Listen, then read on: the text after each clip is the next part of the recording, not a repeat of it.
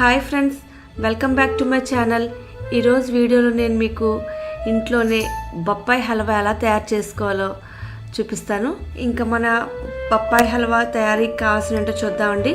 దీనికోసం మనకు కావాల్సింది బొప్పాయి తురుము 1 కప్పు, బెల్లం 1/2 కప్పు, స్వీట్ గార్నిషింగ్ కోసం మనకి బాదం, జీడిపప్పు, యాలకులు, ఖర్జూరం, అలాగే మనం వేయించుకోవడానికి సరిపడంత నెయ్యి. ముందుగా మనం బొప్పాయిని గ్రేట్ చేసుకుందామండి.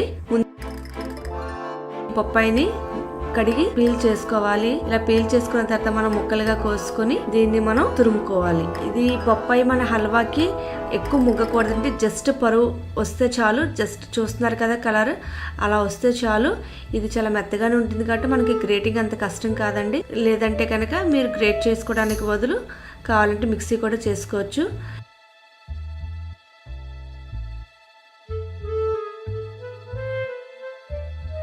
మన గ్రేటింగ్ అయిపోయింది కదా.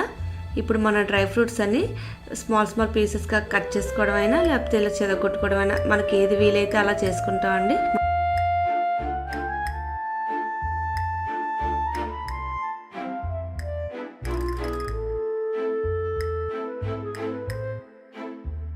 మన డ్రై ఫ్రూట్స్ అన్ని కట్ చేసుకోవడం అయిపోయిందండి. ఇంక ఇప్పుడు మన బాండీలో ఒక 2-3 స్పూన్స్ నెయ్యి వేసుకొని ఇందులో మనం కట్ చేసి పెట్టుకున్న డ్రై ఫ్రూట్స్ అన్నీ ముందుగా వేయించి పక్కకు తీసుకుందాం.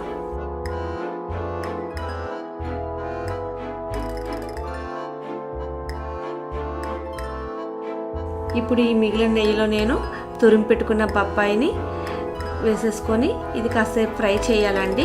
ఇది పచ్చి బొప్పాయి కాబట్టి మనకి కాస్త గట్టిగా అనిపించినట్టు, కుక్ అవ్వలేనట్టు అనిపించినట్లయితే కాస్త వాటర్ వేసుకుంటే సరిపోతుంది. ఒక 4 స్పూన్స్, ఎక్కువేం కాదండి, జస్ట్ మనకి ఉడికిపోతుంది. ఇప్పుడు మన బొప్పాయి ఉడికిపోయిందో లేదో చెక్ చేస్తున్నాను. ఉడికిపోయిందండి. ఇప్పుడు నేను బెల్లం వేసుకుంటున్నాను. ఇప్పుడు ఈ బెల్లం వేసిన తర్వాత మనం దంచి పెట్టుకునే యాలకుల పొడిని కూడా వేసుకుంటున్నానండి.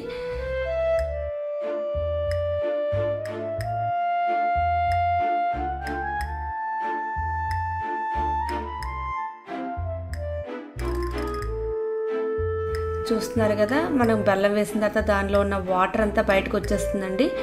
మళ్ళీ ఈ వాటర్ అంతా మనకి ఇంకిపోతుంది. కన్సిస్టెన్సీ మనకి కాస్త చిక్కగా వస్తుంది. ఈ కడాయి యొక్క వాల్స్ అన్నీ కూడా అది వదిలేస్తూ ఉంటుంది. అలా అయితే కనుక మన హల్వా రెడీ అయిపోయినట్టే.